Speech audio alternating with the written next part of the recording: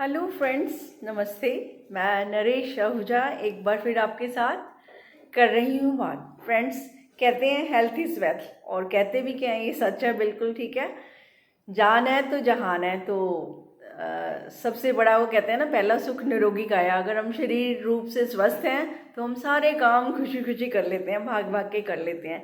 तो ये स्वास्थ्य हमें मिलता कहाँ से है? तो आज मैं आपको ये बताने की कोशिश करूँगी कि इस स्वास्थ्य को मेंटेन करने के लिए क्या करना है। आपको आपको मेडिटेशन में जाना है। अब इसीलिए तो इतनी महिमा है मेडिटेशन की। मेडिटेशन और स्वास्थ्य का क्या संबंध है? बहुत गहरा संबंध है इनका। जब आप उसमें जाएंगे, बात को समझेंगे और वैसे करेंगे, तो आपका उस समय जो अनुभव होगा, जो शांति मिलेगी, जो आपके शरीर रिलैक्स होगा, मन रिलैक्स होगा, तो वो तो अनुभव के द्वारा ही आप जान पाएंगे। तो फ्रेंड्स, मैं आपको कनेक्शन बता रही हूँ कि कैसे हमारा मेडिटेशन के साथ जुड़ाव होता है, हमारा मन की वर्किंग कैसी है, तन की वर्किंग कैसी है, और फिर मेडिटेशन के द्वारा हमें कैसे हेल्प मिलती है। तो फ्रेंड्स, जैसे कि मैंने पहले भी आपको कई बार बताया है कि जैसे हम सोचते हैं वैसे ही बन जाते हैं, और जहाँ हमारा ध्यान जाता है वहीं पर हमारी एनर्जी काम करती है। तो इसलिए ध्यान को ध्यान में ले जाना होता है, ताकि हम जो चाहें वहीं पर हमारी एनर्जी काम करे। तो ये बहुत बड़ी बात है। और सबसे पहली बात ये है कि ध्यान में होता क्या है। देखो, ध्यान में जब हम जाते हैं तो वो अवस्था में क्या होता है, ना तो हम पास्ट में होते हैं ना हम फ्यूचर में होते हैं। ध्यान की वो अवस्था होती है कि जहाँ पास्ट भी नहीं है और जहाँ फ्यूचर भी नहीं, यानी आप बिल्कुल प्रेजेंट में स्थित हैं। तो उसमें आप विचारों को तो नहीं रोक सकते। आपने अनुभव किया हो, कुछ लोग जानना भी चाहेंगे, तो विचार तो आते जाते रहेंगे, क्योंकि मन का जो सिस्टम है उसने तो अपना वर्क करते रहना। उसका काम ही है आपको प्रेजेंट करना तरह तरह के विचार, कि आप किससे जुड़ना चाहते हैं, आप क्या करना चाहते हैं। तो विचार के बीच से ही आप मैनिफेस्टेशन सारी करते हैं। तो विचार तो आते रहेंगे, लेकिन आपने किन विचारों के साथ जुड़ना है ये आपकी जिम्मेवारी है। और कई मन की पावर को बढ़ाना चाहते हैं, तो उनके लिए तो विचारों की बहुत अहमियत होती है, क्योंकि जैसे उनके विचार होंगे वैसे ही उनकी यात्रा शुरू हो जाती है। और सबसे बड़ी बात है कि जो विचार हैं वो भी हमारी एनर्जी होते हैं, वो एक ऊर्जा होते हैं, एक पावर होते हैं। क्योंकि जैसे हम विचार करते हैं, आप खुद महसूस करके देखिए कि वैसे ही हमारी फीलिंग्स क्रिएट होती हैं। और जो बार बार हम विचार करते हैं, बार बार विचार करते हैं, तो वो क्या है, हमारी वो इमोशंस बन जाते हैं। यानी वो हमारी बॉडी को भी पता चल जाता है, ब्रेन को भी पता चल जाता है, सिस्टम है, सिस्टम को पता चल जाता है कि इस व्यक्ति को ये पसंद है, तो इमीडिएट वो उसको कर देता है। वो हमें कॉन्शियस होने से पहले ही हमारे को वहाँ ले जाता है कि जो हमने स्टोर कर रखा है, जो हमारी सबकॉन्शियस में है। जैसे हम जीते हैं, यानी जो हमारे बिलीफ सिस्टम है उस पर ही हमारी एनर्जी काम, हमारे परमिशन लेने से पहले ही काम करने लग जाती है। तो फिर ऐसे समय में क्या करना है? तो इसलिए बहुत लोग परेशान होते हैं, वो कहते हैं पास्ट से छुटकारा कैसे पाएं। अब पास्ट से छुटकारा इसलिए नहीं पा सकते क्योंकि पास्ट हमें गहरे में बैठ जाता है, वो हमारा बिलीफ सिस्टम में आ जाता है, इमोशंस में आ जाता है।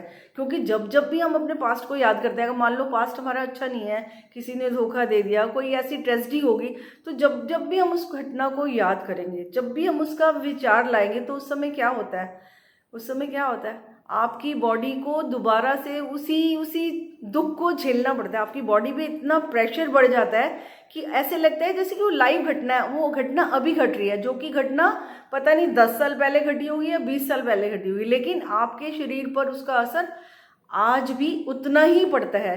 तो शरीर को स्वस्थ रखने के लिए, शरीर पे असर ना पड़े हमारे बिलीफ सिस्टम के लिए, इसीलिए हमें सभी को प्रेरित किया जाता है कि मेडिटेशन में जाएं। भाई कहते हैं मेडिटेशन में क्या होता है? कोई मेडिटेशन ये तो नहीं ना कि सांसों पे ध्यान दे दिया, आंखें बंद कर दी तो मेडिटेशन होगी। ये मेडिटेशन एक ऐसी अवस्था है, एक ऐसी समझ है जिसे करना नहीं है, वहाँ जाकर हमें देखना है। जब हम जाएंगे तो क्या होगा, उस समय जो भी विचार आए हैं उनको आने दो, जाने दो। जैसे आकाश में बादल आते हैं जाते हैं, आकाश तो अछूता है, उनसे वो तो डिटैच है उससे। तो इस तरह से हमें भी जो विचार है उनसे जब हम डिटैच होते हैं तो क्या होता है, ना हम पास्ट को पकड़ते हैं ना हम फ्यूचर को पकड़ते हैं, ना उस समय हम सपने ले रहे हैं और ना ही हम पीछे मुड़कर देख रहे हैं। तो उस समय की जो अवस्था होता है बीइंग प्रेजेंट इन प्रेजेंट, तो उसको हम क्या कहते हैं, ध्यान कहते हैं। और जब हम उस अवस्था में होते हैं तो आप खुद इमेजिन करो, आप खुद सोचो, साइंस भी यही कह रही है। उस समय बीइंग प्रेजेंट का मतलब उस समय जो हमारी एनर्जी है, जो हमारा रियल स्वरूप है, जिसे हम कहते हैं ना हम कौन है, तो जो हमारा रियल स्वरूप है उसकी हमें झलक मिलती है।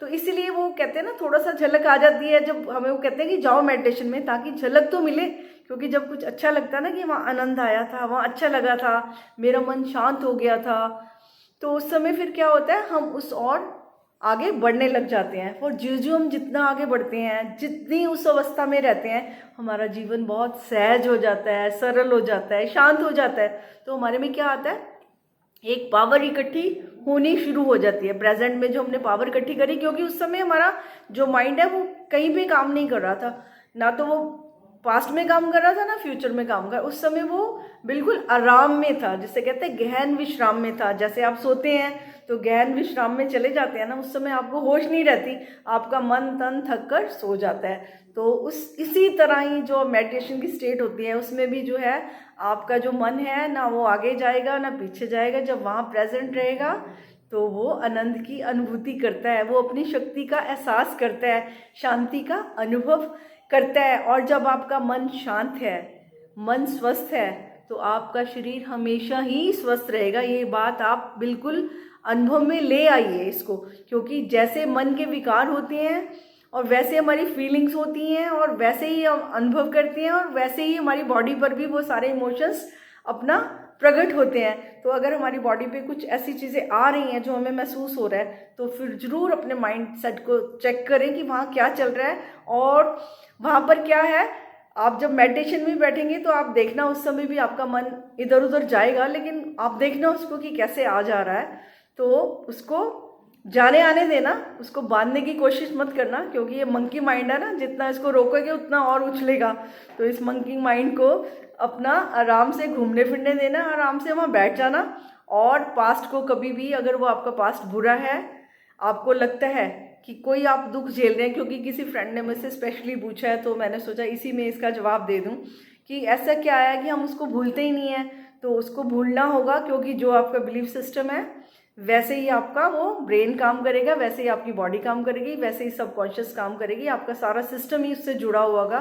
तो उस माइंडसेट में, उस बिलीफ सिस्टम में, उस पास से आपको हटना होगा। आपको एक नया बिलीफ सिस्टम बनाना होगा जिसमें आपने उन विचारों के साथ नहीं जुड़ना है, आपने डिटैच होना है। जैसे कहते हैं ना डिटैच होना, इसी को तो कहते हैं डिटैच होना, विड्रॉ कर लेना। यानी सामने स्थितियां हैं लेकिन हम इसे साक्षी भाव भी कहते हैं। इसे मेडिटेशन का नाम भी दिया जाता है कि साक्षी हो जाना, जो भी हो रहा है उसके साक्षी हो जाना। जैसे कि कोई तीसरे के साथ हो रहा है ना, जैसे हम देखते हैं ना कि घर में अगर कोई घटना होती है तो कोई तीसरा व्यक्ति आके हौसला देता है कि नहीं सब ठीक हो जाएगा, ऐसा कुछ नहीं है, है ना। मुझे याद है कि एक बार मेरी सिस्टर के साथ भी ऐसा हुआ, जब उनके घर में कोई घटना घटी तो इसकी एक फ्रेंड आई घर में, तो वो बहुत बेचारी बहुत दुखी थी, है ना, कि मेरा तो कुछ नहीं रहा, मैं कैसे जीऊँगी। तो इस तरह के होता ही है ना, लाइफ पार्टनर के साथ अगर ना रहे। तो उस समय मैंने देखा कि मैं ध्यान से देख रही थी, तो हम तो हौसला तो देते ही हैं, लेकिन एक वहाँ पर एक लेडी आई जो उनकी फ्रेंड थी, मेरी सिस्टर की फ्रेंड थी। तो उन्होंने उनको क्या कहा, मैं सुन रही थी। तो उन्होंने उनको बोला कि याद है आपको पिछले 10 साल पहले जब मेरे हस्बैंड गए थे तो आप मेरे घर आई थी, आपने मुझे इतना हौसला दिया था कि ये ज़िंदगी से हम लड़ नहीं सकते, अब जो हुआ है उसको तो सहना ही है, उसको स्वीकार करना है, ये प्रभु का हुक्म है। तो आपने मुझे इतनी प्रेरणा दी थी कि आज मेरे बच्चे देखो, है ना। तब मेरा बच्चा, वो कहने लगी कि मेरा बच्चा 6 मंथ का था उस समय जब मेरे पति गए थे, तो आज मेरा बच्चा देखो 10 साल का हो गया, तो आज मैं जी रही हूँ। तो आपने उस समय मुझे हौसला दिया था कि ज़िंदगी चलती रहती है, कभी ख़त्म नहीं होती है। तो आपने मेरे माइंड को सेट किया था आके, है ना। तो वो उनसे कहने लगी कि अब आपका वक्त आया, आपको तो बच्चे भी बहुत बड़े हो गए हैं, आपने मुझे हौसला दिया है, तो आप तो खुद समझदार हैं। तो इस तरह से थर्ड पर्सन जो होता है वो हमेशा जो सिचुएशन में होता है ना, वो अपने आप को फंसा हुआ महसूस करता है। उसको समझ नहीं आता मैं क्या करूं, क्योंकि उस समय वो जैसे गर्म हवा, उसको गर्म हवा लग रही होती है। तो लेकिन जो दूसरा व्यक्ति होता है उसको समझ आ रही होती है कि ये घटनाएं हैं, ये इतना असर डालती हैं हम पर कि उस समय हम अपने आप को संभाल भी नहीं पाते हैं। लेकिन जीवन है, जीवन में सब कुछ होना भी है, हमें संभलना भी है। तो जितना हमारा माइंडसेट अच्छा होगा, हेल्दी होगा, उतना ही हम किसी का सहारा भी बन पाएंगे। और सबसे पहले तो किसी का सहारा लेने से पहले तो हम खुद इंडिपेंडेंट बने, हम पावरफुल बने। जब हमारे पास सारी शक्तियां हैं तो हम अपनी समझ के द्वारा मेडिटेशन में जाएं, अपने आप को समझें, अपने मन को देखें वो क्या कर रहा है, इंट्रोस्पेक्शन करें अपनी कि मेरा मन क्या क्या सोचता है। तो अगर वो पास्ट में जाता है और उन विचारों से जिनसे आपको दुख होते हैं, उन विचारों को आप कट कर दीजिए, उन तारों को ही कट कर दीजिए। ना वो तारें होंगी और ना ही वहाँ से कोई फ्लो होगा। तो ये बहुत ज़रूरी है। तो मैं ये चाहूँगी कि मेडिटेशन में आप ज़रूर जाया करें। मैंने कई वीडियोस भी की हैं मेडिटेशंस पे। और मेडिटेशन के लिए इतनी बस आप बैठ जाएं आराम से, बस अपना मन को जैसे कहते हैं ना विश्राम दे दें। मन का विश्राम में जाना ही ध्यान होता है। बीइंग प्रेजेंट में रहकर ही आप अपने आप को देख सकते हैं। आपके लिए बहुत बड़ा प्रेजेंट है ये बीइंग इन प्रेजेंट। आप अवेयर रहिए, अवेयरनेस कहते हैं। अवेयर किस बात के लिए रहना है कि हमारा मन कैसे चल रहा है, हमारा शरीर कैसे चल रहा है, हमारे पास कैसे शक्ति है, उसका प्रयोग करके देखिए। जैसे एक्सपेरिमेंट करते हैं ना आप, कई तरह के करते हैं, बिजनेस में करते हैं, किचन में करते हैं, कहीं भी। तो आप अपने साथ भी, अपने मन के साथ, तन के साथ, सारे विचारों के साथ एक्सपेरिमेंट करके देखिए। तो आपके जो अनुभव होंगे तो उसके द्वारा आप पूरे लाभ उठा सकते हैं। और आपका डेफिनेटली अगर आपका मन हेल्दी है तो आपका तन भी हेल्दी रहेगा। क्योंकि अनहेल्दी होने का रीज़न भी क्या है? Stress, tension. उसी की वजह से बड़े बड़े रोग हो जाते हैं। अगर आपने वहीं पर ही कंट्रोल कर लिया, अपने माइंड को सेट कर लिया, तो आप अपनी बॉडी को भी ऑटोमेटिकली सेटिंग में ले आएंगे। वो भी स्वस्थ रहेगी, तन भी स्वस्थ, मन भी स्वस्थ। और आत्मिक शक्ति जिसके पास है वो तो पूर्णतः ही स्वस्थ होता है। अगर वहाँ पर हम पहुँच जाएं तो फिर तो जीवन का जो आनंद है वो तो, चाहे कुछ भी आंधी तूफान आते हैं, वो स्टेबिलिटी, वो प्योरिटी, वो पॉजिटिविटी, वो तो जीवन में कुछ नया ही निखार ला देती है। तो फ्रेंड्स, सभी के लिए शुभकामना करती हूँ कि आप मन के अपनी सारी इच्छाओं को भी पूरी करें, ढंग से पूरी करें, अपनी एनर्जी को सही जगह पर लेके जाएं। और ध्यान में भी जाके अपने साथ जुड़े कि कौन सी शक्ति आपको चला रही है, किस शक्ति द्वारा मैनिफेस्टेशन हो रही है, वो कौन सी शक्ति है जो सारे जगत को चला रही है। अगर उस शक्ति से आप जुड़ गए, उस शिव से आप जुड़ गए, तो आप शक्तिशाली तो हैं ही हैं, क्योंकि आप उस शिव से जुड़े हुए हैं। लेकिन वो है कि आप समझते हैं कि हम नहीं जुड़े हुए हैं। तो जब मेडिटेशन में बैठेंगे आपको ये अनुभव होगा, शांति क्या है, प्योरिटी क्या है, कैसे फिर आपको अपने अनुभव द्वारा आप अपने जीवन को निखार सकते हैं। फ्रेंड्स, तो ढेर सारी शुभकामनाओं के साथ कि आप पूर्णतः स्वस्थ रहें, अपनी शक्तियों का सदुपयोग करें और जीवन को बहुत सुंदर तरीके से जिएं। तो मैं आपसे नमस्ते कहती हूँ, विदा लेती हूँ friends. Thank you very much.